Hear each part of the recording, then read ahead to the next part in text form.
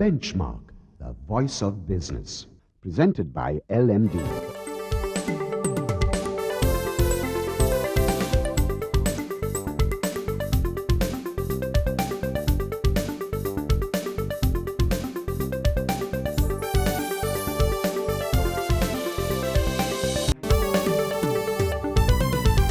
On this edition of Benchmark, in Spotlight, business leaders and the state of business is the topic under discussion, and we are joined by Ajit Gunewardene, the founder and CEO of Bluestone Capital.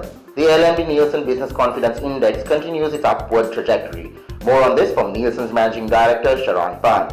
And in our final segment, LMD's columnist Sharon Fernando discusses the outlook for the global economy as well as Sri Lanka's FTA with Singapore. That's the lineup for Benchmark. Hello and welcome to Benchmark, the Big Picture Business Program. I'm Savitri Rodrigo. Today on the program, we continue our focus on business leaders and the state of business in Sri Lanka. And in the hot seat today is Ajit Gunewardene, the founder and CEO of Bluestone Capital. He's also the chairman of Digital Mobility Solutions and also board member of the BOI. Now, he will give us a range of perspectives on some of the issues we've been discussing on the state of business and also the state of the nation. Ajit, good to have you on the show. Thank you for joining us on Benchmark. Just taking a look at Sri Lankan business, what is your broad take on it at the moment?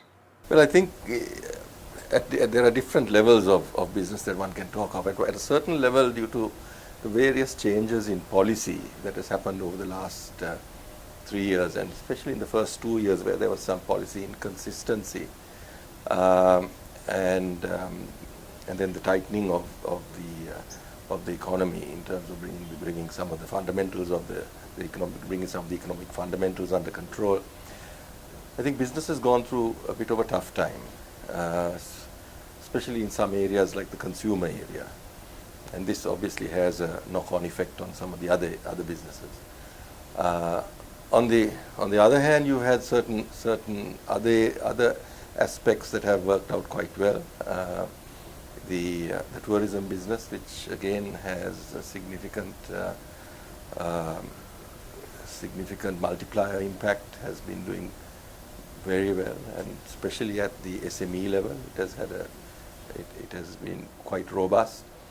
So I think it's a mixed bag. If you really want to put it in a sort of, if I say it in a nutshell, I would say it's a mixed bag. Do you believe that there is consistency when it comes to policy in actually fueling economic growth? There is more consistency now than there was, say, a couple of years ago. I think it depends how one wants to look at it. I think internally we are very, very familiar with what goes on, the general sort of chaotic environment from a policy and political perspective. So we can navigate our way through some of these areas, and I think doing business here is much easier for those on the ground, but for somebody from outside looking in, it can be quite confusing. So again, there mixed bag in certain areas. I think the consistency is getting better, and hopefully will continue to improve, and the framework that we have to operate in becomes clear as we go forward. What about the rationale employed in existing policies when it comes to driving future economic growth? Well, from what I can see, this government is looking at the external markets as the future of investment in Sri Lanka. So to some extent, I would say yes. I think it has to be understood, and there has to be a little bit more clarity in terms of communication. But if you take the long view, having trade agreements that allow access to other markets does make sense, but that alone is inadequate. There's a lot that needs to be done internally that will enable the country to produce for the purpose of exporting. But certainly in terms of, if you're looking at it from a long view, exporting is the only way out. We can't rely on an internal market and a closed environment. From a private sector perspective, what sectors do you see driving GDP growth in the next 5 years or so? I wouldn't want to limit it to any particular sectors, but you are certainly going to see the areas of construction continuing to have momentum. There's a lot that needs to be done in terms of infrastructure development at every level, anything from housing to the superstructure of the country to other developments that need to take place. So construction will certainly be playing a large role. Agriculture needs to play a bigger role, but quite differently to how it's been done in the past. And we need to move up the value chain in agriculture. It should not be as labor intensive as it is now. So agriculture certainly can play a role. It requires a lot of technical input, education, etc. That should drive that. There's no doubt that the hospitality industry will be a driving force in Sri Lanka. It will continue to be so over the next 10 years and more. And then around all of that, the local economy will grow, and the growth in the local economy will mean consumption will take place, which means the retail environment will grow together with banking and financial services. So how can transportation and infrastructure related services support this envisioned future growth? An efficient transportation system is a must. I mean, what it does is it just improves productivity, and improved productivity means your cost of production becomes that much more efficient. So, I mean, the investment in that area is crucial. I mean, be it in public transport, be it in logistics, in movement of goods and services across the country, is imperative. I mean, take agriculture for example. I mean, yes, agriculture is a significant part of the economy. It has to, as I mentioned earlier, will continue to play a role there, but there's a lot of inefficiency in the system, and a lot of it is also linked. It's not only linked to the factors of production. It is linked to the transportation, the movement of the goods. So it is an absolute must, because that inefficiency ultimately gets transferred into your price. We'll be taking a short break, Ajit, but do stay with us. Time for our commercials. When we return, we ask Ajit Gunewardene about the key concerns surrounding employment and job creations, and also the extent to which technology and innovation has been impacting business. Stay with us.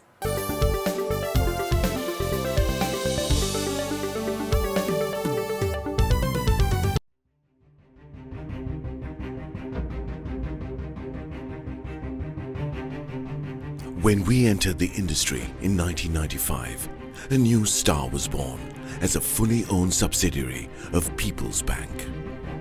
For those seeking to grow their businesses, PLC provided the seed.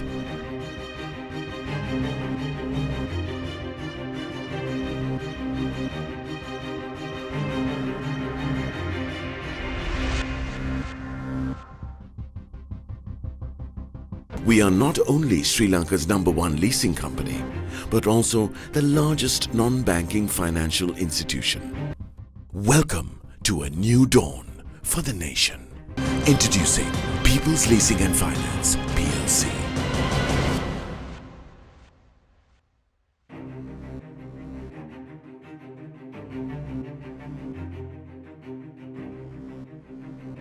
LMD is making waves, airwaves. The next big thing from Sri Lanka's pioneering business journal. LMD podcast now online. Listen to our articles on the go at www.lmd.lk. Select, play, listen. It's that simple.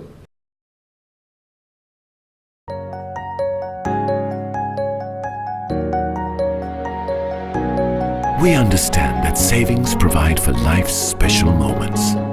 That's why we were the first bank to introduce an incentivized savings scheme, Pathum Vimana.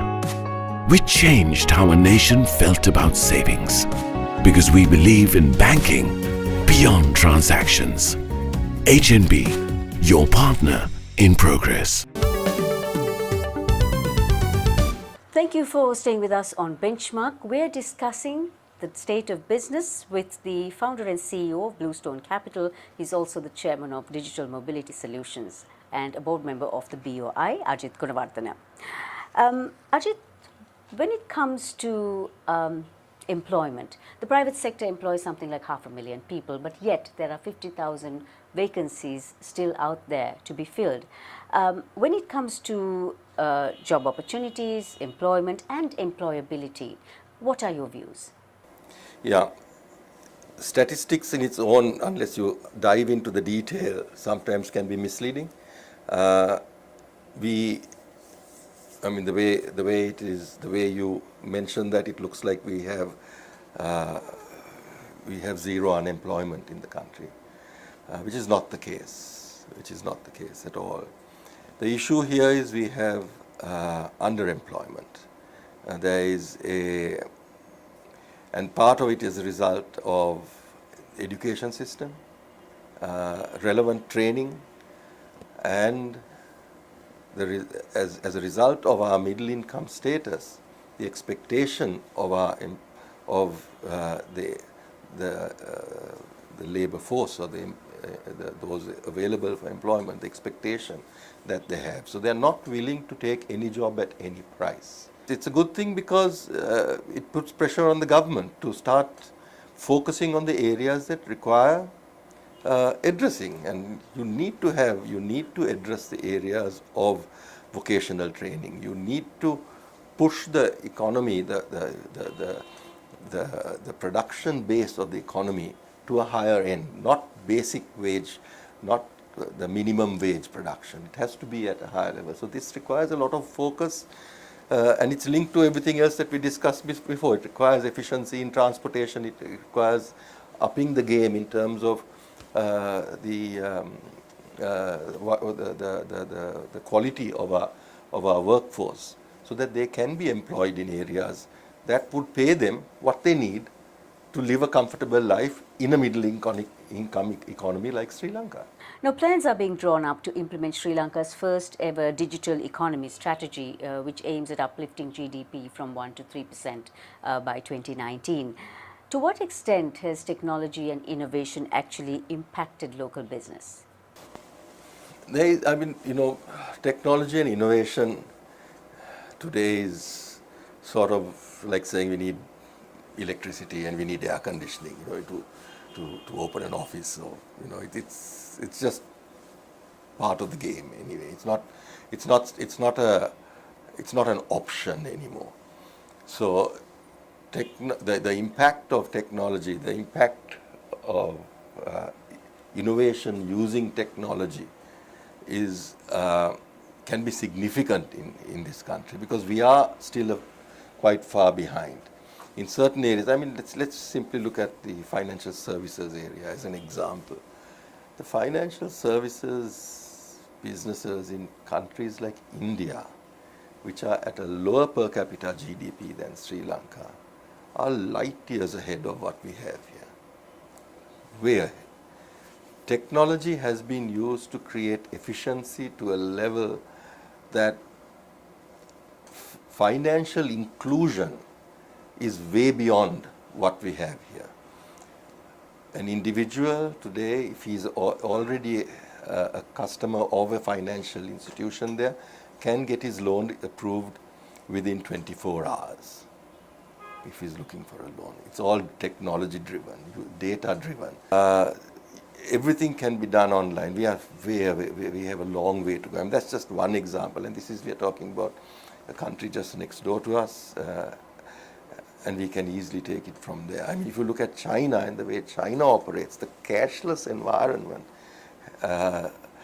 is today almost equal to the cash environment. Today our economy is still 95% cash. So that's the gap. So as much as it can be scary, it results in an opportunity. So those who move rapidly in this direction, not tinkering on the periphery, but take it on as their core proposition, using technology to drive business, it becomes the DNA of the organization, can truly have a great win. In which ways could the entrepreneurial climate in Sri Lanka be improved? Well, I think there are several ways of improving entrepreneurship. I think we have I think the entrepreneurial environment is quite good in Sri Lanka. It's dominated. Sri Lanka is essentially dominated by the SME businesses. And they're all individuals and families kicking off various initiatives and then making it work and as they move along. But I think there's an issue. There's one area here to go from one level to the next. You need access to capital. And I think access to capital is a little is inadequate. We are very stringent, we are sort of cautious, and I don't expect banks to play these roles. We need other intermediaries. We need intermediaries who have access to long-term capital that can take risks that cannot be put on a bank's balance sheet. So I'm not blaming the banking system. There is a gap in the market.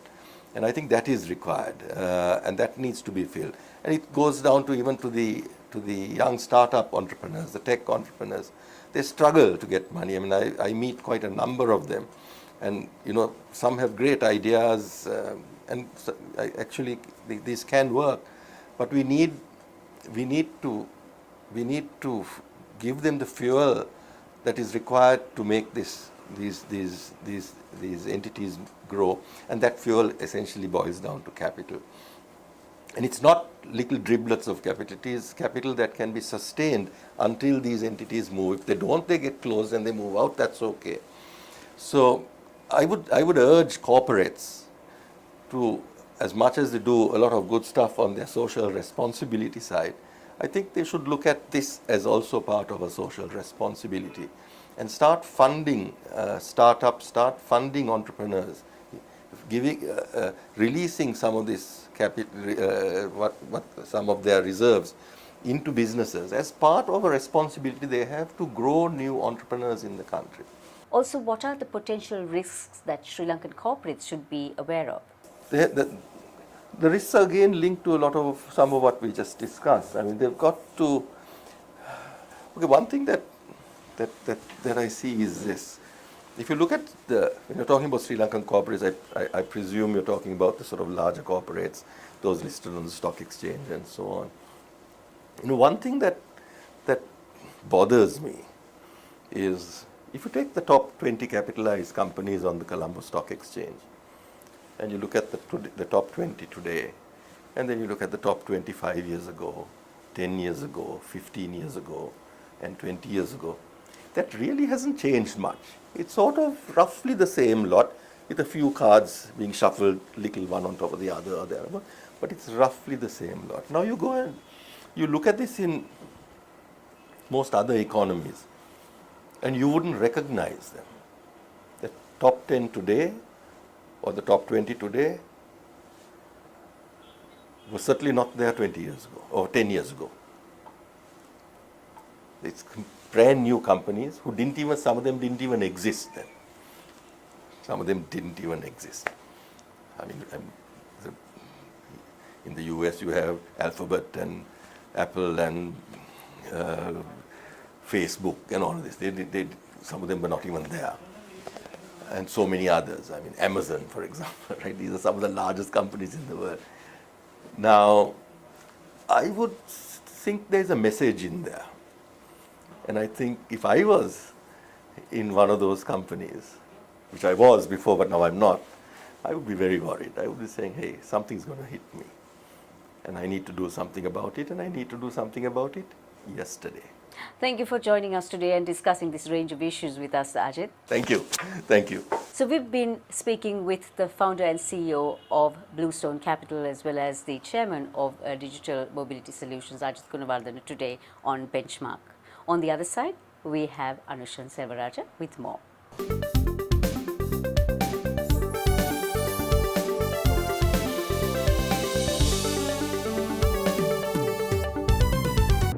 Sri Lanka's #1 leasing company is now the nation's largest and highest rated finance company with 2 international ratings. Let us move the nation as one with People's Leasing and Finance PLC. LMD is making waves, airwaves. The next big thing from Sri Lanka's pioneering business journal, LMD Podcast, now online. Listen to our articles on the go at www.lmd.lk. Select, play, listen. It's that simple.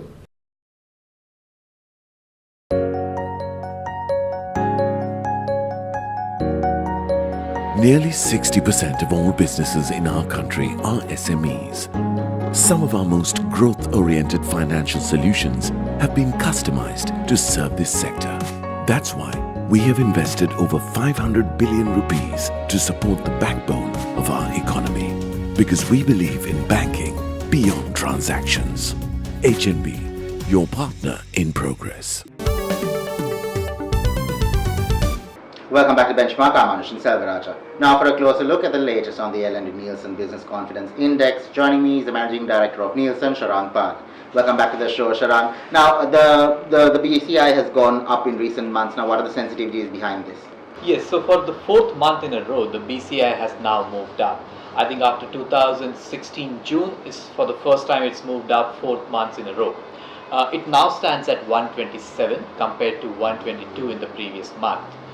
The reasons probably are the action seen on the ground. So whether it's infrastructure, wherein even simple things like the Rajgiriya bridge getting inaugurated, that plus the port city work progressing at a fast rate, some of the investment policies being announced, some good ratings received from the international organizations, all that is helping the confidence move up a bit.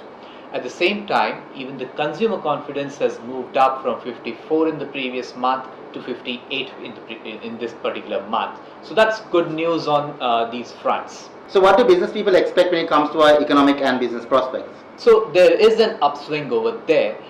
In terms of the percentage of respondents saying the economy will look up in the next 12 months or so, about 23% of them are saying so, so almost 1 in 4. This number was a bit lower at around 20% in the previous month. When we ask them what makes them feel confident of the economy, they cite things like the exports trends seeing an upswing both in terms of apparels as well as overall exports. Imports are being better managed. Inflation, though still a little high, it is being controlled in some manner by the government. So these are positive things which make them feel the economy will improve in the coming few months. What do respondents cite as being the 5 most pressing national issues this country is facing? Sure. So I think the economy still remains as a concern. So while there are these green shoots coming up here and there, inflation is still a worry, higher taxes are still a worry. People are still wary about how the economy will shape in the next 12 months, though the percentage has moved up, because they don't see the consumption improving as of now. So that's one, economy. So the elections have just happened. Political structure, the overall economy in general, resulting in other inequalities which reflect in the form of poverty or the lack of focus on infrastructure. These are the 4 or 5 things that respondents talk about as national issues. Right. So then in terms of our investment prospects going forward, Sharang, what do they say? Yeah, so I think post-budget, this is one aspect which has remained stable, ranging in the 30 to 33 kind of a percentage. It's remained stable over there. Again, respondents are talking about certain activities or certain policies being favorable for SMEs, which are good, which were expected and have been implemented. But on the larger front, in terms of getting FDI, things are still not very clear, and therefore investments in those sectors are still awaited. Thank you for joining us, Sharang. Thank you. That was the Managing Director of Nielsen, Sharang Pant. We'll be right back after a short commercial break. Stay tuned.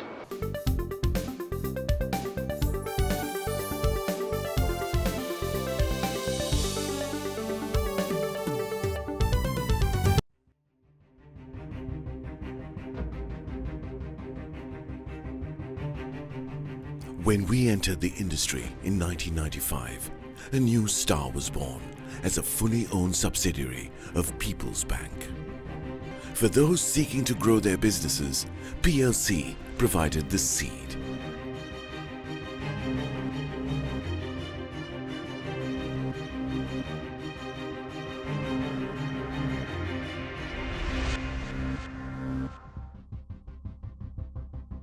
We are not only Sri Lanka's #1 leasing company, but also the largest non-banking financial institution. Welcome to a new dawn for the nation. Introducing People's Leasing and Finance, PLC.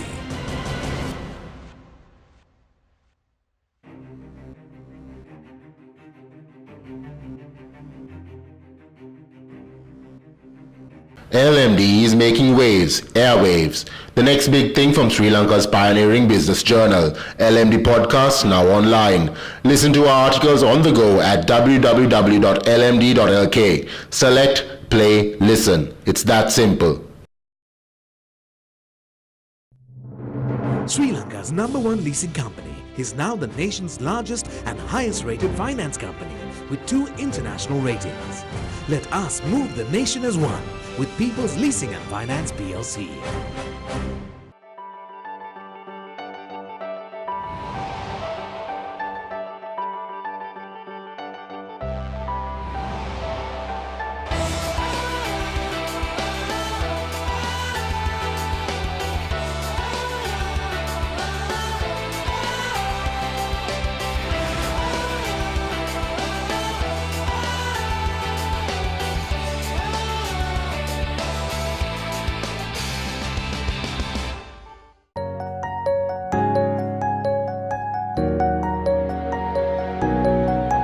Gami Pubudua, our microfinance offering makes it possible for the youth of this country who have a viable business plan but lack the funds to realize their dreams.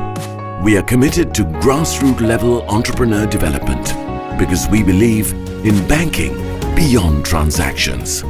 HNB, your partner in progress. Welcome back to Benchmark. I'm Anshul Selvaraja. Now for a closer look at the latest on the economy. Joining me is economist and LMD columnist Shiran Fernando. Welcome back to the show, Shiran. Now, how do you describe the outlook for the global economy? So, thank you for having me once again. I think if you look at, in terms of global growth, there's a clear difference in 2018 when you look at the outlook, say, for example, at the start of last year or even 2016, because most forecasters are expecting global growth to improve, or at least build on what was there in 2017. And a lot of the forecasts are actually revising global growth upwards, and maybe even nearing sometimes 4% growth for the world. So that's a healthy sign, because you're coming off a period where a lot of forecasters were downgrading growth in consequent updates, but now you're seeing the reverse.